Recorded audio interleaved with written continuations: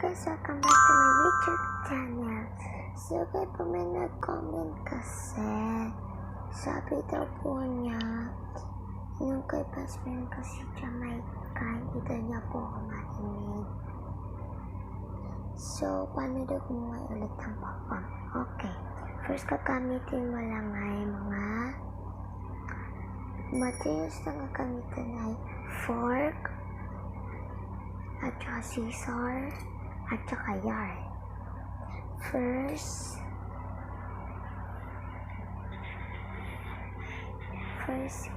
kahit anong size. Sa susunod po,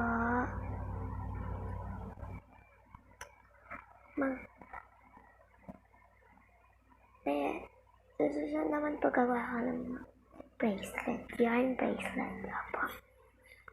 So, ayan. Tapos po kasi, gusto nyo kahaba, gusto nyo. Huwag nyo po na po siya puputulin pa pala sa lalagyan. Yan na sa yarn niya. So, first, ulitin ko po kasi hindi daw niya kamali. So, first po dyan, lalagay mo. Tapos, i-roll mo siya. Dapat, etong pahaba, pataas. Hindi siya nakaipit sa mga yarn. Kahit hindi pantay-pantay yung pagkaikot niya, basta may magawa ka.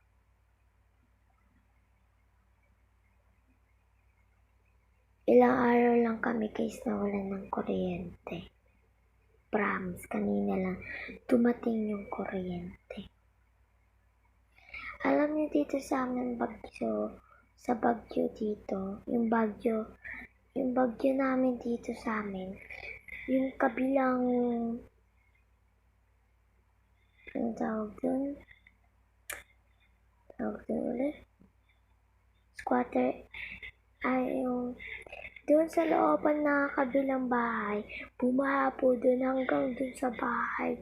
Sobrang palala po na palala, bahang-baha na po talaga siya dito. Dito po sa amin, bahang-baha, ang dami pong tao na silabasan tuwing gabi pag kuryente. Kasi po walang kuryente, buong hapon kami naghintay ng kuryente, wala pa rin. Alam mo, ilang araw kami na walang kuryente. Siguro 2 araw lang. Kasi lagi kami nagpapaypay, ang init, promise guys. Sobrang init. Kahit okay guys, kapalan nyo siya ng kapalan. Kung gusto nyo malaki, maliit ka nun. Malaking, dapat pantay-pantay. At malaking, ganito.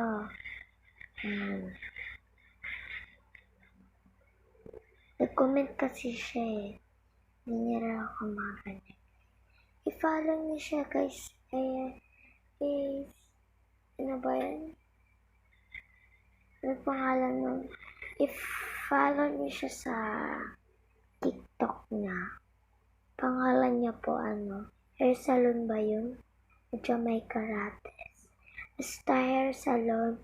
Sulat niyo Hair Salon or Jamaica Rates.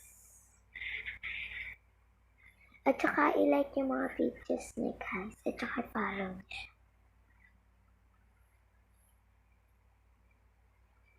Wala na ako pambili ng yarn. Mahal kasi yung yarn namin dito rin. Kasi kala nyo naman, ang mura-mura ng yarn na to. Yan. So, itatali nyo na siya.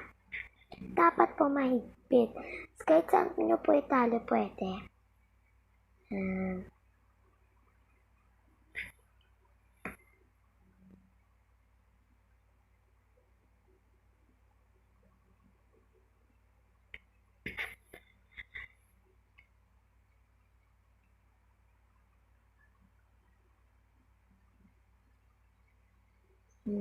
Tatali ko na siya. Ang hirap kasi pag wala talagang stand ng cellphone mo. Hindi mo makita ginagawa.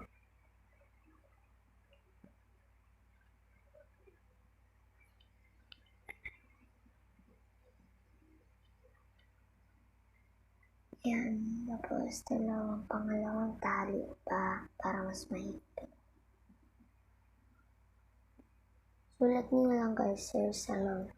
Kasi nakita ko sa TikTok niya yung pangalan niya, hair salon. Jamaica ba hair salon? Ko alam sa kanya. Ko alam yung pangalan ng TikTok, hair salon or Jamaica Ratas.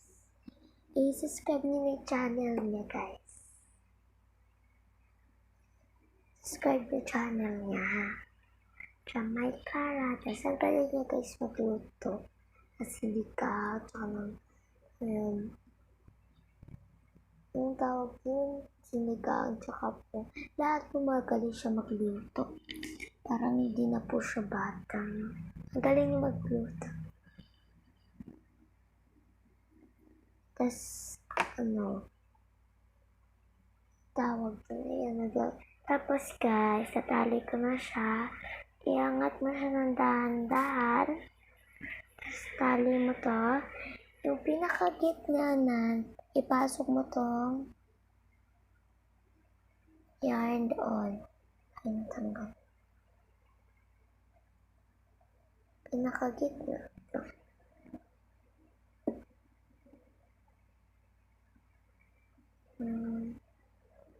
Diyan, tapos ilagay nyo dyan. Diba? Gitna yung pinasok. Tapos, ipasok din yung sa gitna.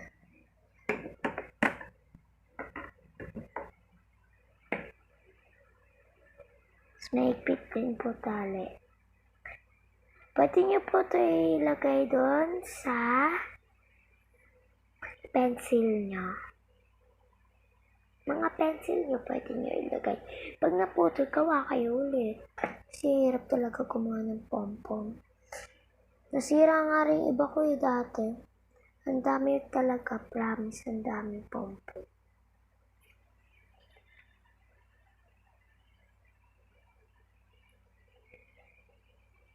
Alam niyo guys, yung isa ko pang video, pinakita ko sa inyo mga pom-pom ko. Wala na yun, kasi yung kapatid ko sinira eh.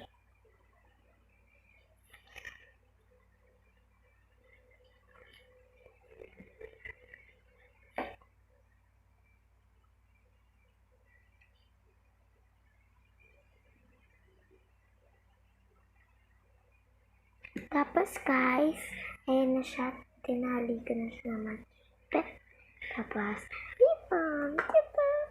Pwede kayo gawa ng ganito guys. Madali.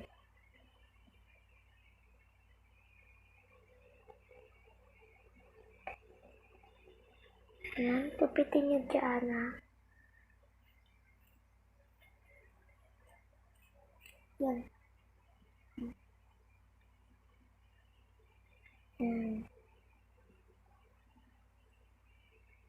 Nag-comment kasi siya eh. Nakita ako sa notification sa YouTube.